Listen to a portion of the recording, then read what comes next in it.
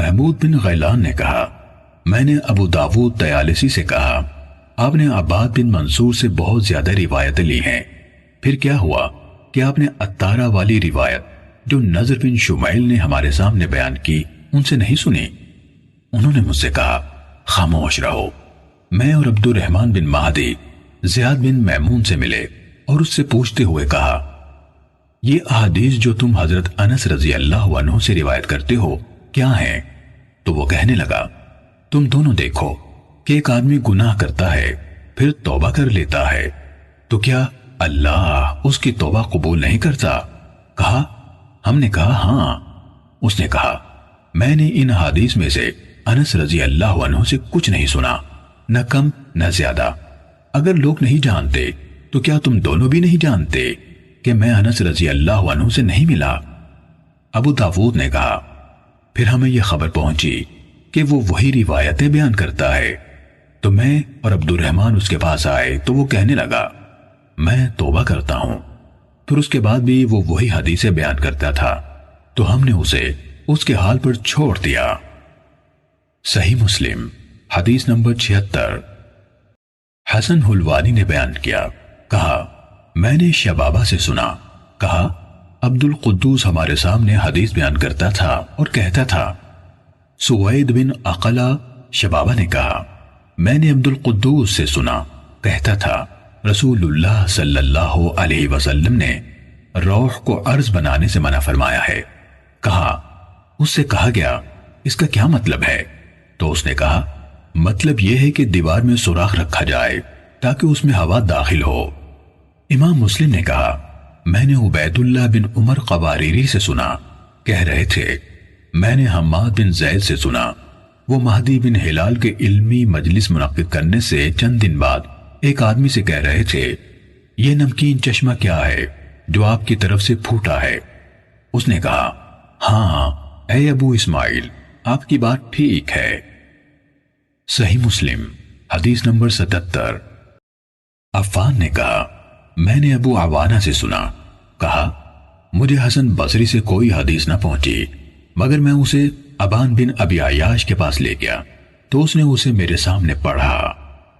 صحیح مسلم حدیث نمبر 78۔ علی بن مسہر نے بیان کیا، کہا میں نے اور حمزہ زیات نے ابان بن ابی عیاش سے تقریباً 1000 احادیث سنی۔ علی نے کہا پھر کچھ عرصے بعد میں حمزہ سے ملا تو اس نے مجھے بتایا کہ اس نے خواب میں رسول اللہ صلی اللہ علیہ وآلہ وسلم کو دیکھا، تو وہ احادیث جو ابان سے سنی تھی آپ کی خدمت میں پیش کی۔ آپ نے ان میں بہت معمولی حصے 5 یا 6 حدیثوں کے سوا کسی چیز کو نہ پہچانا۔ صحیح مسلم حدیث نمبر 79۔ زکریا بن عدی نے کہا مجھ سے ابو اسحاق فزاری نے کہا بقیہ سے وہی حدیث لکھو جو اس نے معروف لوگوں سے روایت کی ہیں، وہ نہ لکھو جو اس نے غیر معروف لوگوں سے روایت کی ہیں، اور اسماعیل بن عیاش سے جو اس نے معروف لوگوں سے روایت کی یا غیر معروف لوگوں سے کچھ نہ لکھو۔ صحیح مسلم حدیث نمبر 80۔ اسحاق بن ابراہیم حنظلی نے بیان کیا، کہا میں نے عبداللہ کے اصحاب یعنی شاگردوں میں سے ایک سے سنا، کہا ابن مبارک نے فرمایا بقیہ اچھا آدمی ہے، اگر یہ نہ ہوتا کہ وہ ناموں کو کنیتوں سے بدل دیتا ہے اور کنیتوں کو ناموں سے۔ وہ ایک زمانے تک ہمیں ابو سعید وحازی سے روایتیں سناتا رہا، ہم نے اچھی طرح غور کیا تو وہ عبد القدوس نکلا۔ صحیح مسلم حدیث نمبر 81۔ عبد الرزاق کہتے ہیں میں نے ابن مبارک کو ایسا کرتے نہیں دیکھا کہ وہ کھل کر اپنی یہ بات یعنی رائے کہہ دیں کہ فلاں جھوٹا ہے، سوائے عبد القدوس کے میں نے انہیں خود یہ کہتے سنا کہ وہ جھوٹا ہے۔ صحیح مسلم حدیث نمبر 82۔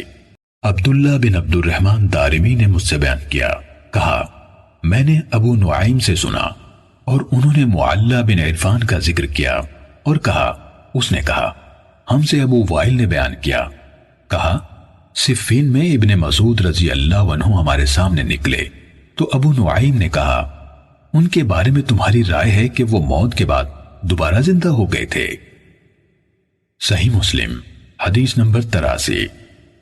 عفان بن مسلم سے روایت ہے، کہا ہم اسماعیل بن علیہ کے ہاں تھے تو ایک آدمی نے ایک دوسرے آدمی سے روایت بیان کی.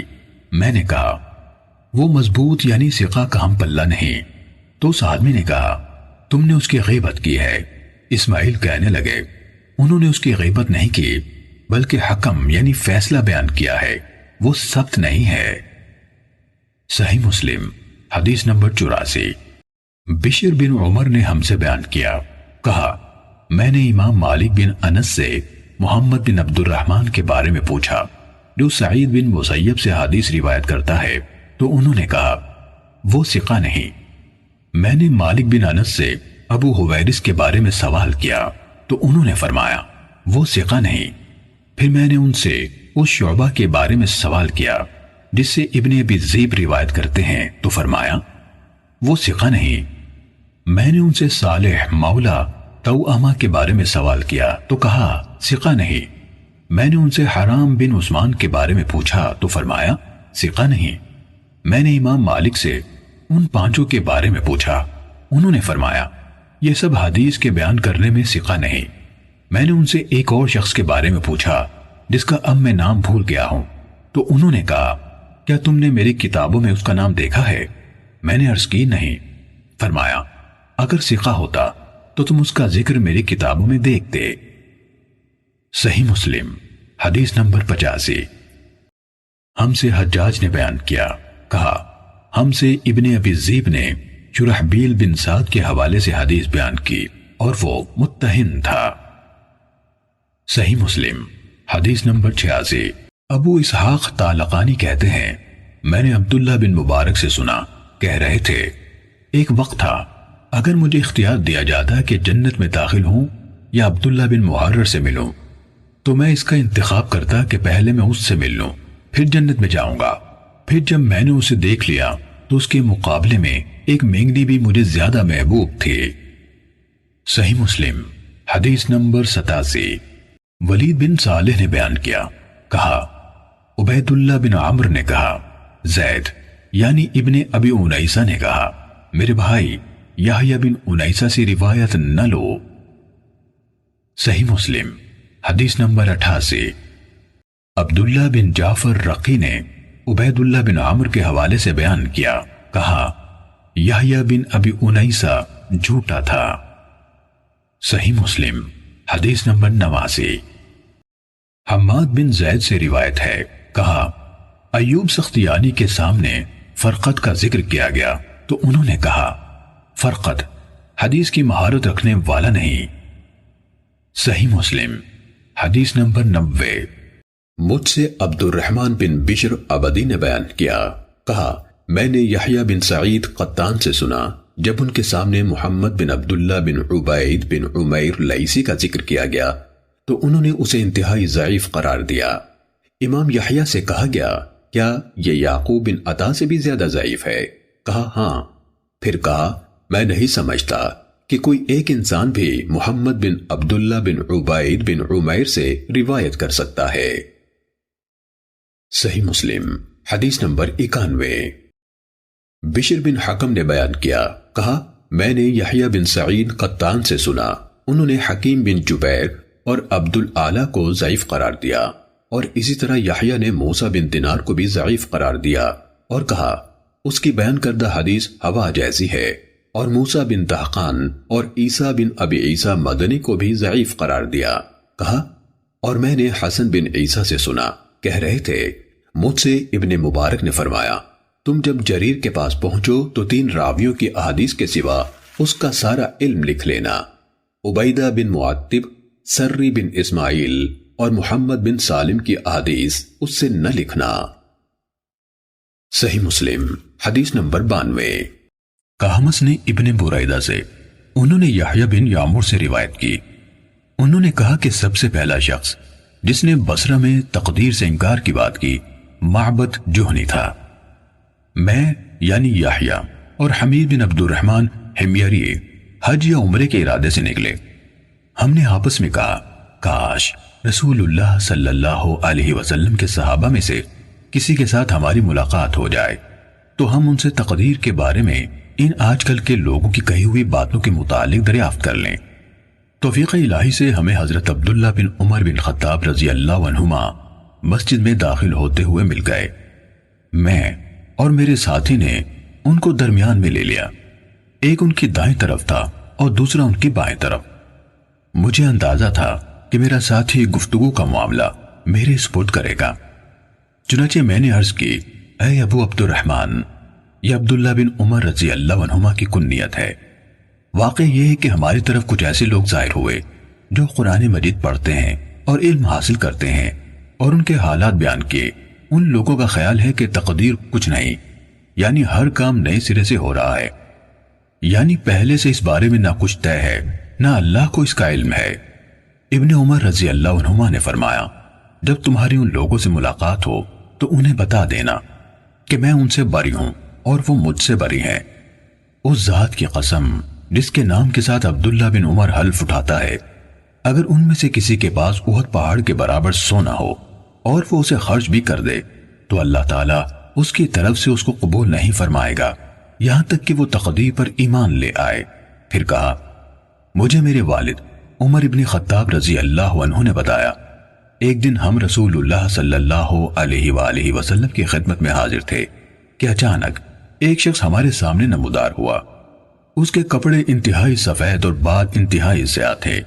اس پر سفر کا کوئی اثر دکھائی دیتا تھا، نہ ہم میں سے کوئی اسے پہچانتا تھا، حتیٰ کہ وہ آ کر نبی اکرم صلی اللہ علیہ وسلم کے پاس بیٹھ گیا اور اپنے گھٹنے آپ کے گھٹنوں سے ملا دیے اور اپنے ہاتھ آپ صلی اللہ علیہ وآلہ وسلم کی رانوں پر رکھ دیے اور کہا، اے محمد صلی اللہ علیہ وسلم، مجھے اسلام کے بارے میں بتائیے۔ رسول اللہ صلی اللہ علیہ وسلم نے فرمایا، اسلام یہ ہے کہ تم اس بات کی گواہی دو کہ اللہ تعالیٰ کے سوا کوئی عبادت کے لائق نہیں اور محمد صلی اللہ علیہ وسلم اس کے رسول ہیں۔ نماز کا اہتمام کرو، زکوٰۃ ادا کرو، رمضان کے روزے رکھو، اور اگر اللہ کے گھر تک راستہ طے کرنے کی استطاعت ہو تو اس کا حج کرو۔ اس نے کہا، آپ نے سچ فرمایا۔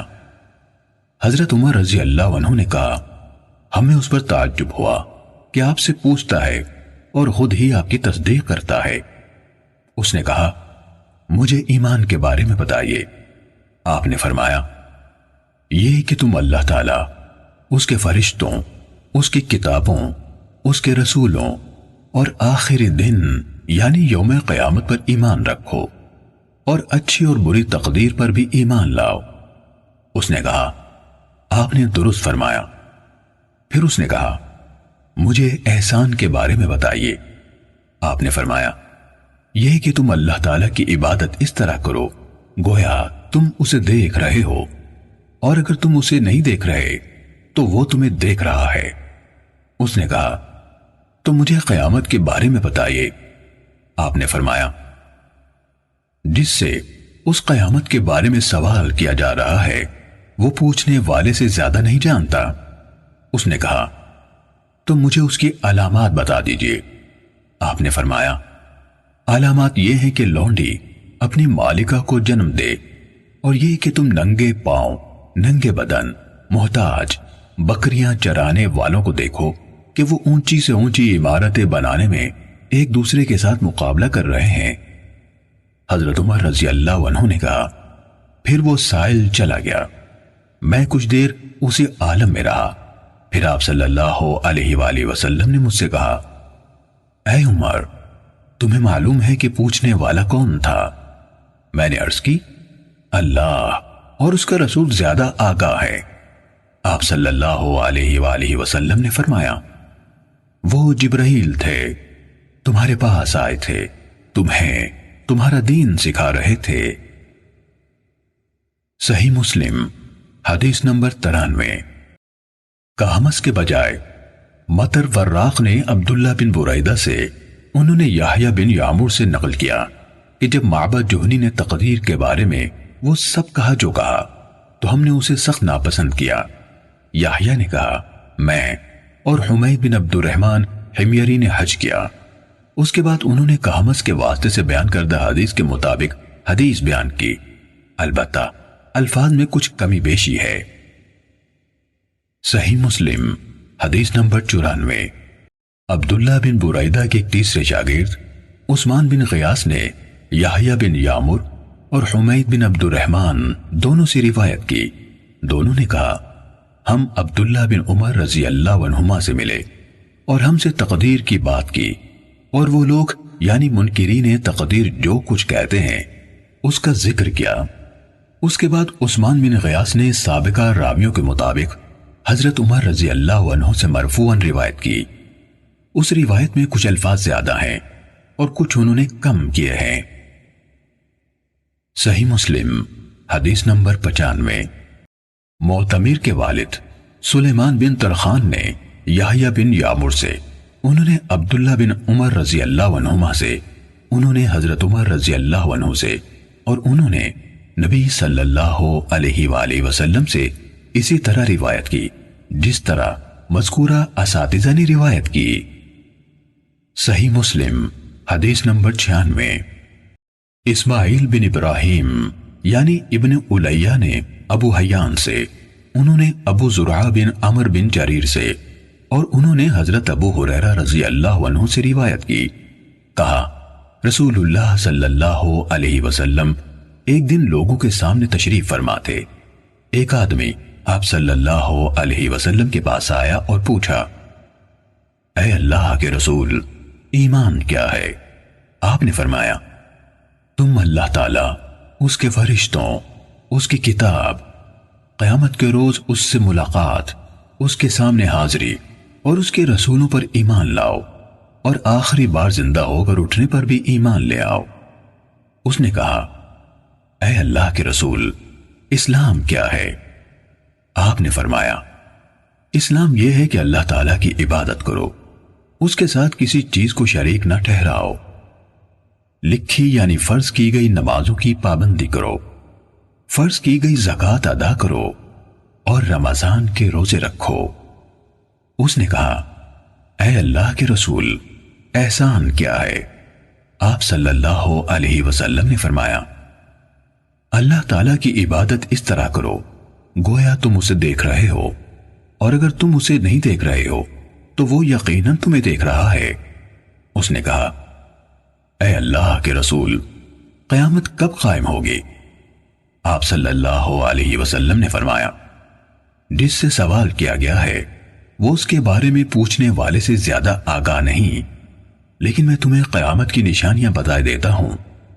جب لونڈی اپنا مالک جنے گی تو یہ اس کی نشانیوں میں سے ہے، اور جب ننگے بدن اور ننگے پاؤں والے لوگوں کے سردار بن جائیں گے تو یہ اس کی نشانیوں میں سے ہے، اور جب بھیڑ بکریاں چرانے والے اونچی اونچی عمارتیں بنانے میں ایک دوسرے سے مقابلہ کریں گے تو یہ اس کی علامات میں سے ہے۔ قیامت کے وقت کا علم ان 5 چیزوں میں سے ہے جنہیں اللہ تعالیٰ کے سوا کوئی نہیں جانتا ہے۔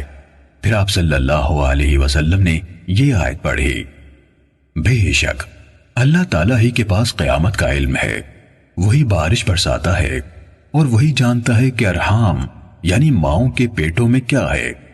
کوئی زیرو نہیں جانتا کہ وہ کل کیا کرے گا، نہ کسی متنفس کو یہ معلوم ہے کہ وہ زمین کے کس حصے میں فوت ہوگا۔ بلا شبہ اللہ تعالیٰ علم والا خبردار ہے۔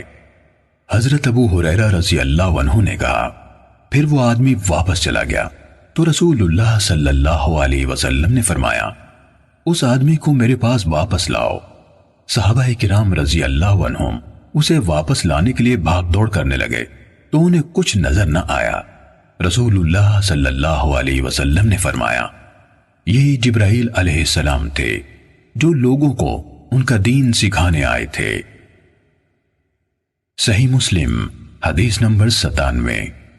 ابن الیہ کے بجائے محمد بن بشر نے کہا، ہمیں ابو حیان نے سابقہ سند سے وہی حدیث بیان کی، البتہ ان کی روایت میں اذا ولدت الامۃ بعلہا یعنی جب لونڈی اپنا مالک جنے گی، رب کی جگہ بال یعنی مالک کے الفاظ ہیں، امتو سے مملوکہ لونڈیاں مراد ہیں۔ صحیح مسلم حدیث نمبر 98۔ حضرت ابو ہریرہ رضی اللہ عنہ سے روایت ہے کہ رسول اللہ صلی اللہ علیہ وآلہ وسلم نے فرمایا، مجھ سے دین کے بارے میں پوچھ لو صحابہ کرام رضی اللہ عنہم آپ صلی اللہ علیہ وسلم سے اتنے مرعوب ہوئے کہ سوال نہ کر سکے۔ تب ایک آدمی آیا اور آپ صلی اللہ علیہ وسلم کے دونوں گھٹنوں کے قریب بیٹھ گیا، پھر کہنے لگا، اے اللہ کے رسول، اسلام کیا ہے؟ آپ نے فرمایا، تم اللہ تعالیٰ کے ساتھ کسی کو شریک نہ ٹھہراؤ، نماز کا اہتمام کرو، زکوٰۃ ادا کرو اور رمضان کے روزے رکھو۔ اس نے کہا، آپ نے سچ فرمایا۔ پھر پوچھا، اے اللہ کے رسول، ایمان کیا ہے؟ آپ صلی اللہ علیہ وسلم نے فرمایا، یہ کہ تم اللہ، اس کے فرشتوں، اس کی کتاب، قیامت کے روز اس سے ملاقات اور اس کے رسولوں پر ایمان لاؤ، مرنے کے بعد اٹھنے پر ایمان لاؤ اور ہر امر کی تقدیر پر ایمان لاؤ۔ اس نے کہا، آپ نے درست فرمایا۔ پھر کہنے لگا، اے اللہ کے رسول، احسان کیا ہے؟ آپ صلی اللہ علیہ وسلم نے فرمایا، تم اللہ تعالیٰ سے اس طرح ڈرو گویا تم اسے دیکھ رہے ہو، پھر اگر تم اسے نہیں دیکھ رہے تو وہ یقیناً تمہیں دیکھ رہا ہے۔ اس نے کہا، آپ نے صحیح فرمایا۔ پھر پوچھا، اے اللہ کے رسول، قیامت کب قائم ہوگی؟ آپ صلی اللہ علیہ وسلم نے جواب دیا، جس سے قیامت کے بارے میں پوچھا جا رہا ہے وہ پوچھنے والے سے زیادہ نہیں جانتا۔ میں تمہیں اس کی علامات بتائے دیتا ہوں۔ جب دیکھو کہ عورت اپنے آقا کو جنم دیتی ہے تو یہ اس کی نشانیوں میں سے ہے، اور جب دیکھو کہ ننگے پاؤں اور ننگے بدن والے، گونگے اور بہرے زمین کے بادشاہ ہیں تو یہ اس کی علامات میں سے ہے، اور جب دیکھو کہ بھیڑ بکریوں کے چرواہے اونچی سے اونچی عمارات بنانے میں باہم مقابلہ کر رہے ہیں تو یہ بھی اس کی نشانیوں میں سے ہے۔ یہ یعنی قیامت کا وقوع غیب کی ان 5 چیزوں میں سے ہے جن کو اللہ تعالیٰ کے سوا کوئی نہیں جانتا۔ پھر آپ صلی اللہ علیہ وسلم نے یہ آیت پڑھی، بے شک اللہ تعالیٰ ہی کے پاس قیامت کا علم ہے، وہی بارش برساتا ہے اور وہی جانتا ہے کہ ارحام یعنی ماؤں کے پیٹوں میں کیا ہے، اور کوئی شخص نہیں جانتا کہ وہ آنے والے کل میں کیا کرے گا، اور کوئی شخص نہیں جانتا کہ وہ کہاں کس زمین میں فوت ہوگا۔ سورت کے آخر تک۔ حضرت ابو ہریرہ رضی اللہ عنہ نے کہا، پھر وہ آدمی کھڑا ہو گیا اور چلا گیا تو رسول اللہ صلی اللہ علیہ وسلم نے فرمایا، اسے میرے پاس واپس لاؤ۔ اسے تلاش کیا گیا تو وہ انہیں یعنی صحابہ کرام کو نہ ملا۔ رسول اللہ صلی اللہ علیہ وسلم نے فرمایا، یہ جبرائیل تھے، انہوں نے چاہا کہ تم نہیں پوچھ رہے تو تم دین سیکھ لو، انہوں نے آ کر تمہاری طرف سے سوال کیا۔ صحیح مسلم حدیث نمبر 99۔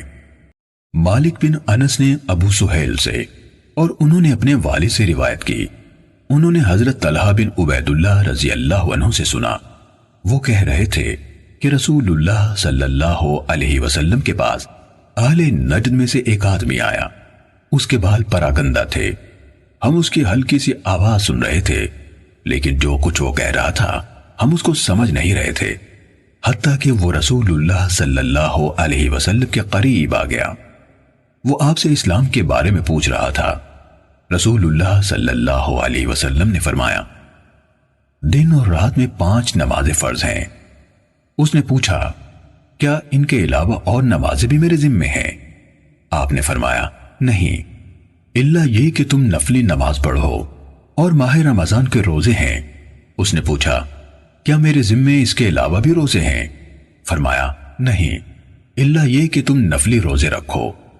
پھر رسول اللہ صلی اللہ علیہ وسلم نے اسے زکوٰۃ کے بارے میں بتایا تو اس نے سوال کیا، کیا میرے ذمے اس کے سوا بھی کچھ ہے؟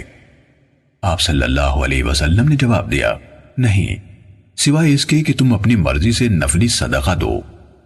حضرت طلحہ نے کہا، پھر وہ آدمی واپس ہوا تو کہہ رہا تھا، اللہ کی قسم، میں اس پر کوئی اضافہ کروں گا نہ اس میں کوئی کمی کروں گا۔